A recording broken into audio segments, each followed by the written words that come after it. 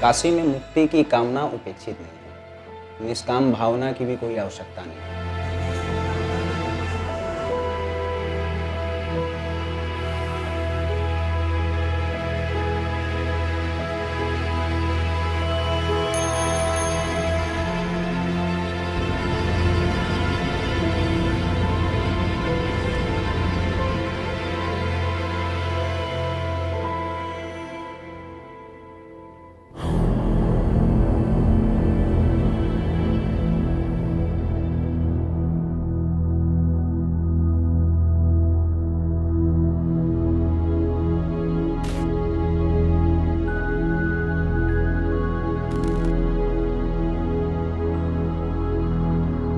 वाराणसी,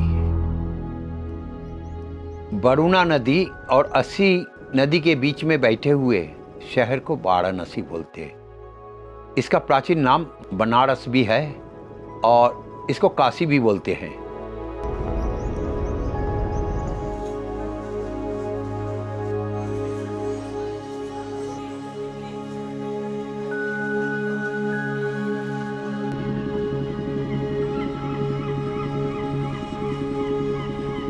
और ये भोलेनाथ के ऐसा भूमि है जो नंदन वन है बाबा का। यहाँ पर आके भोलेनाथ अपना तपस्या साधना करते थे। तो ये ऐसा एक शहर है जहाँ पर हर कण कण में आध्यात्मिक शक्ति जुड़े हुए हैं, जिसके बोले स्पिरिचुअल एनर्जी।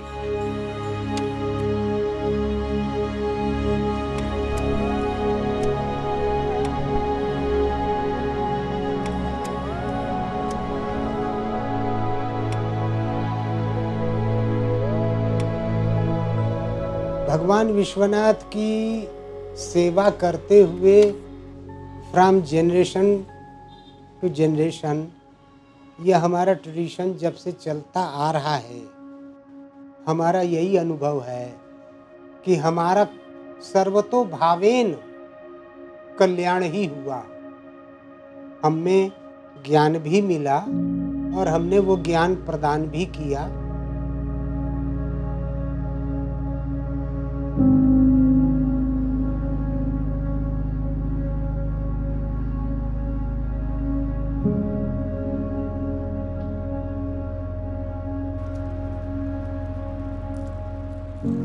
अघोरभ्य घोरभ्य घोर घोर तरेभ्य और भिभ्य सर्वो सर्वेभ्य नमस्ते अश्रुद्रव्य। जब भोलेनाथ मसान में सती का शरीर त्यागने के बाद जब भोलेनाथ महादेव ने मसानवासी हुआ था, उस समय वो शरीर में राख लपेटे हुए अपना तपस्या करते थे। वो उसका रूप था अघोर रूप।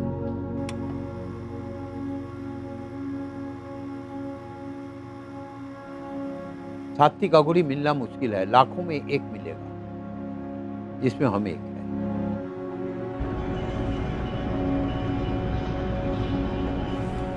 तंत्र क्रिया को करते हैं, अघोर कर्म क्रिया को नहीं, इसी को अघोरी बोलते हैं।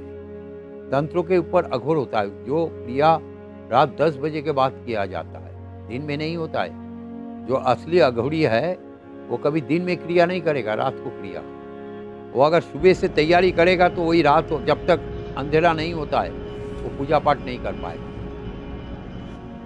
और जो बोली बोलते हैं, दुनिया वाला दुनिया दिन में जागता है, रात को सोता है। साधु रात को जागता है, दिन में सोता है।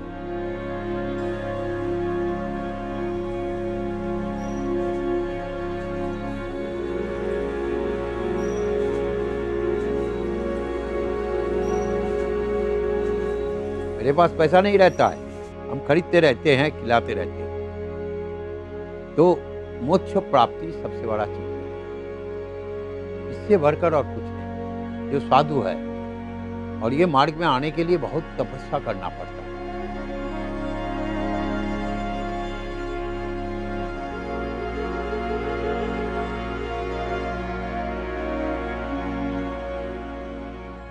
मृत्यु और मोक्ष दो विषय हैं, दो शब्द हैं अलग अलग। भगवान विश्वनाथ प्रत्येक उन प्राणियों को मृत्यु के उपरांत मोक्ष प्रदान करते हैं और मोक्षदान करना उनका एक धर्म है जिसकी वो घोषणा करते हैं भगवान शिव। और काशी जैसी मोक्ष की नगरी में, मुक्ति प्रदाता नगरी में मोक्ष प्रदान करते समय भगवान प्रत्येक जीवात्मा के, प्राणी के कान में तारक मंत्र का उपदेश देते हैं। वो तारक मंत्र क्या है? वो तारक मंत्र प्रणव सहित राम नाम है।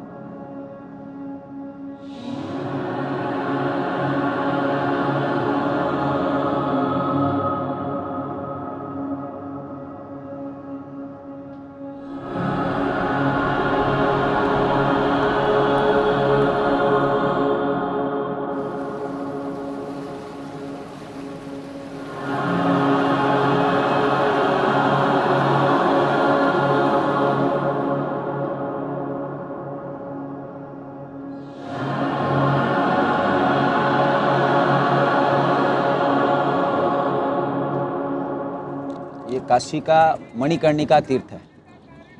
मणिकर्णिका महाश्मशान, और जगह श्मशान है, यहाँ महाश्मशान। ये वह स्थान है जहाँ भगवान शिव रुद्र तारक मंत्र का उपदेश देते हैं। आपने सुने होगा कि काशी मोक्ष के लिए जाना जाता है कि मरणम च मंगलम च स्थानम काशी, कि काशी में मरना भी मंगल है, वह स्थान काशी है। ऐसा क्यों कहा गया है? कि इसलिए कहा गया है क्योंकि ऐसा पुराणों में जिक्र है। आप काशी के बारे में सभी वेद पुराणों में पढ़ सकते हैं, सभी पुराणों में काशी के बारे में बोला गया है। स्कंद पुराण का एक भाग तो काशी खंड के ही ऊपर है, पूरे काशी के ऊपर। स्कंद पुराण के 7 भाग में से एक भाग है काशी खंड। तो स्कंद पुराण के काशी खंड में ऐसा जिक्र है कि भगवान शिव तारक मंत्र का उपदेश देते हैं। वह तारक मंत्र क्या है? राम नाम का उपदेश देते हैं भगवान विष्णु का, जिससे वह ब्रह्म ज्ञानी को प्राप्त करके मोक्ष को प्राप्त करता है। इसलिए काशी का मोक्ष के लिए सर्वोच्चतम स्थान माना गया है। वहाँ पर ही नीचे में महाश्मशान का मंदिर, जो स्वयंभू लिंग है बाबा का, स्वयं से उत्पत्ति हुई है, किसी ने स्थापित नहीं किया। और वहीं पर मणिकर्णिका तीर्थ है, एक मणिकर्णिका कुंड है, जिसके बारे में यह श्लोक कहा गया है पुराणों में कि न विश्वेश्वर समोलिंगम न काशी सदृशी पुरी, न मणिकर्णिका समो तीर्थम नास्ति ब्रह्मांड गुरु। कि काशी विश्वनाथ ज्योतिर्लिंग के समान जैसा कोई लिंग नहीं है, विशेषता बताई जा रही है कि काशी विश्वनाथ के समान कोई लिंग नहीं।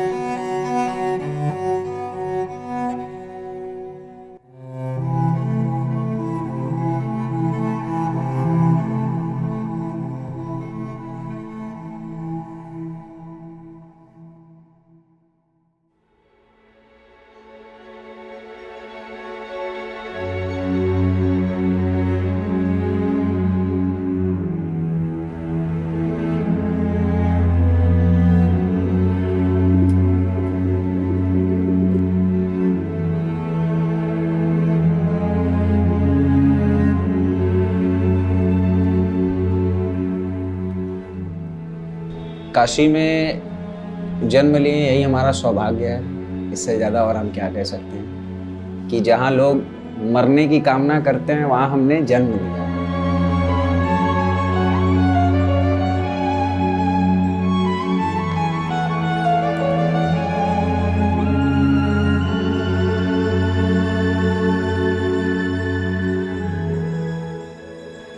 ये भगवान शिव की नगरी काशी। यहाँ पर जैसे जब कभी आपने कुछ हो जाता है, तबीयत खराब हो गए तो आप डॉक्टर के पास जा रहे हैं, ये हो गया तो किसी फार्मेसी यहाँ जाते हैं। अपने यहाँ पे सारे शिवालय हैं। बहुत ज़्यादा जीवन में दुख आ गए तो हम दुख हरेश्वर महादेव के पास जाएंगे, एक लोटा जल चढ़ा देंगे, बाबा को अपनी दुख पीड़ा सुना देंगे।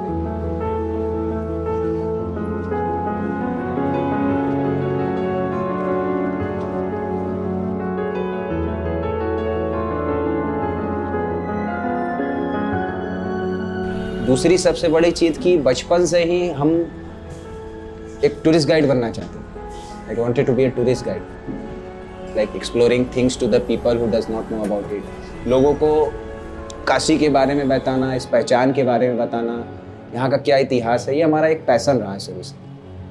जो इससे अवेयर नहीं है उनको। और काशी में जन्म हुआ ऊपर से मणिकर्णिका और बाबा विश्वनाथ के बीचों बीच, ये जो स्थान कचौड़ी गली चौक पड़ता है, वहाँ हमारा जन्म हुआ। तो मणिकर्णिका जो संसार का सबसे बड़ा तीर्थ और 12 ज्योतिर्लिंग में काशी विश्वनाथ है। तो ये दोनों प्रमुख जो स्थान बताए गए हैं अपने तीर्थ और क्षेत्र मंदिर, इन्हीं के पास हमारा निवास स्थान है।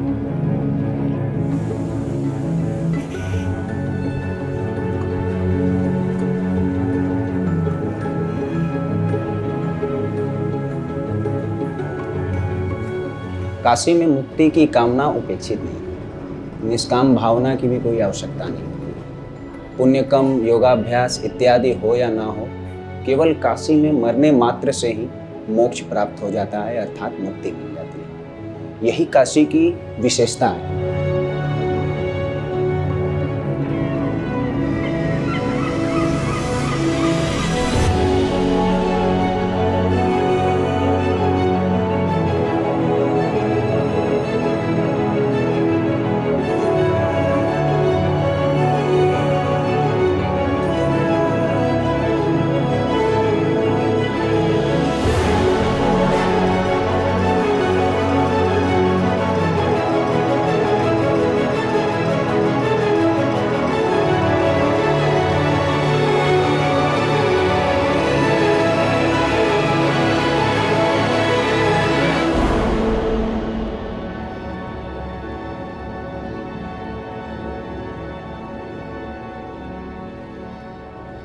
मेरा नाम लालू चौधरी है। मैं डोम राजा हूँ।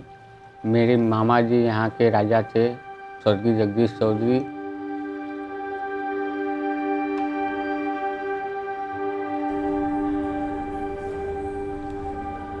जी हाँ, जो आज डेड बॉडी पे लकड़ी जलती है, उसी डेड बॉडी की लकड़ी पे मेरे घर से परंपरा आज से नहीं, आज के ज़माने से उसी लकड़ी पे हम लोग का भोजन बनता है।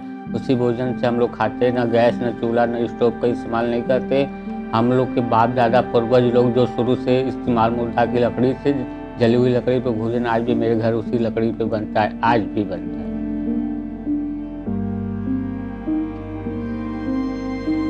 ये कार्य जो है, ये हम लोग भी पहले पंडित थे यहाँ के, डोम नहीं थे, पहले हम लोग के पंडित थे। मेरे ही परिवार का एक बुजुर्ग, पार्वती जी का मणि गिर गया था मनकंका घाट पे, मणि कान का, वो उसको चुरा लिया। तो भगवान तो जानते थे कि स्वयं कि किसके दिल में क्या है, किसके दिल में क्या नहीं है, तो जानते यही चुराया है। तो शंकर भगवान उसको श्राप दिए, मेरे बिरादर का जो कास्ट का पंडित था, कि जाओ तुम चंडाल हो जाओगे, आज से कोई रोते हुए आएगा, उसको तुम अग्नि दे के उसका उद्धार तुम करोगे। तो उसी को चंडाल का श्राप शंकर भगवान स्वयं दिए हैं।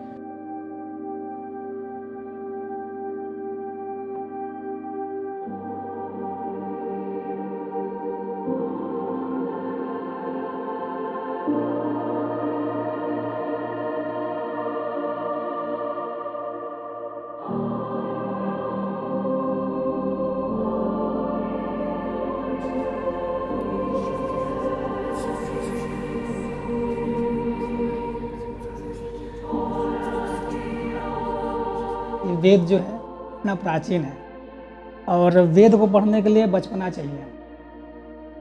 यहाँ बच्चे, ये गुरुकुल है, गुरुकुल का नाम है श्री विमलानंद तीर्थ वेद विद्यालय। मेरा नाम अभिषेक कुमार पांडे है और मैं यहाँ सामवेद का अध्यापक हूँ। जो 4 वेद हैं, 4 वेद में से जो तीसरा वेद है वो सामवेद है। जो ये वेद का अध्ययन जो कराते हैं गुरुकुलों में, उसको बचपन में ही पढ़ाना पड़ता है। क्यों? क्योंकि जो बचपन में जो मेधा शक्ति होता है ना बच्चों का, वो बहुत तेज होता है।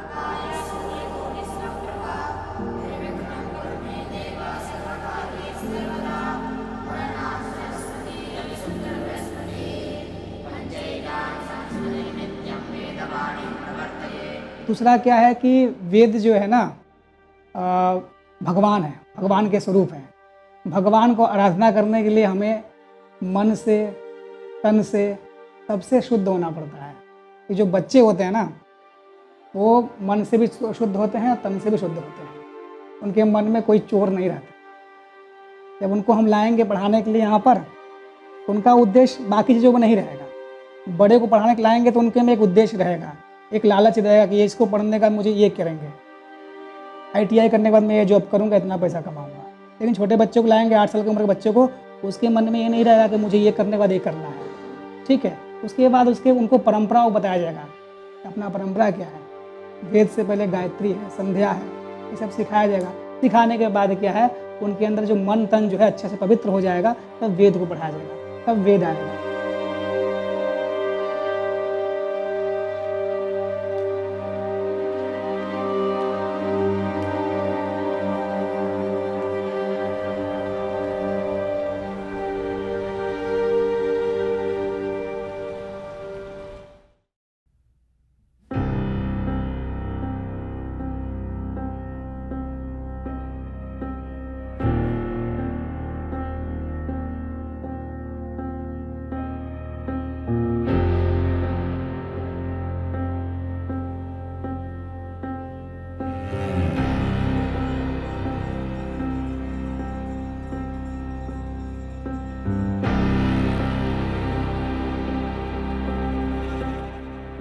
इस योनि में जो आपने कर्म किया है, प्रारब्ध एकत्रित किया है, उस प्रारब्ध के अनुसार आपको आगे अन्य योनियों में उत्पन्न होकर के सुख और दुख आदि भोगना पड़ता है। लेकिन यदि आपको मोक्ष मिल जाता है तो आपको दोबारा इस जन्म लेने के और मृत्यु के चक्र से मुक्ति मिल जाती है। तो मोक्ष की प्राप्ति जब आप उचित कर्म, सही कर्म करेंगे, शास्त्रों द्वारा उपदिष्ट जो शास्त्र ने जो कर्म बताए हैं उन कर्मों को करेंगे, तभी आप मोक्ष प्राप्त कर सकते हैं। इसीलिए कर्म से अटूट संबंध है मोक्ष का। और काशी में मोक्ष जो है, परम मोक्ष की प्राप्ति होती है आपको। उसके लिए भी आपको मृत्यु प्राप्त करना होगा। मृत्यु और अंत्येष्टि ये भी कर्म ही है। नमः पार्वती पतये हर हर महादेव।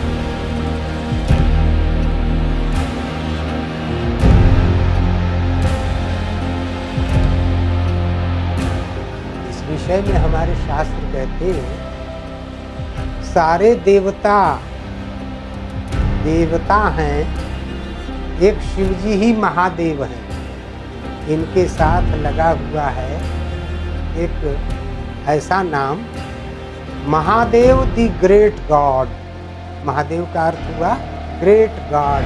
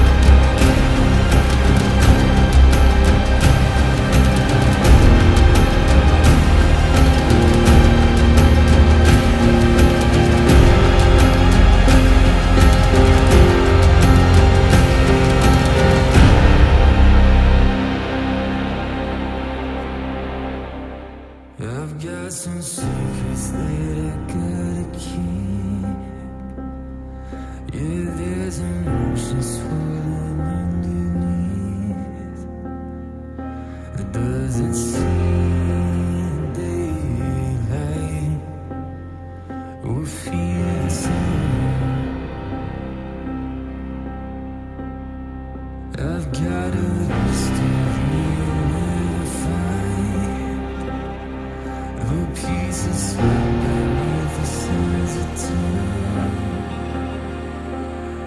Namaste.